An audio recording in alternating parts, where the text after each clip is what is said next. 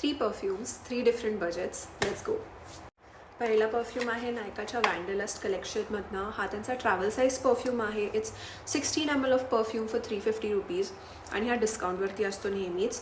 This is the Jaipur royal pink perfume which has pomegranate and musk notes. खूपच छान floral आणि frutti fragrance आहे. खूप असा डोक्याला त्रास होईल असा फ्रुटी नाही आहे. So it's a everyday pocket perfume that I highly recommend. Next perfume आहे heritage बॉक्समधनं.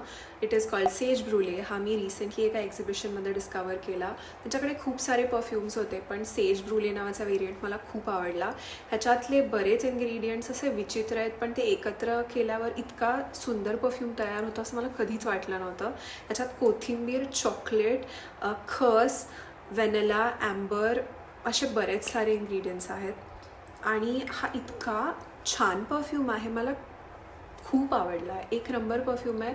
For 50 ml I paid 900 rupees. खूप एलिगंट आणि युनिसेक्स एकदम फ्रेश परफ्यूम आहे. Last but not the least, of course, we have to mention a designer perfume.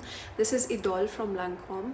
ही बॉटलच किती elegant आहे तुम्ही बघू शकता. ह्याच्यामध्ये जॅस्मिन आहे, रोजेस आहेत, व्हाईट मस्क आहे which makes it very clean, elegant, long lasting perfume आहे. मला ह्याच्यावरती बऱ्याच वेळा खूप कॉम्प्लिमेंट्स मिळालेले आहेत. मला नेहमी लोक विचारतात.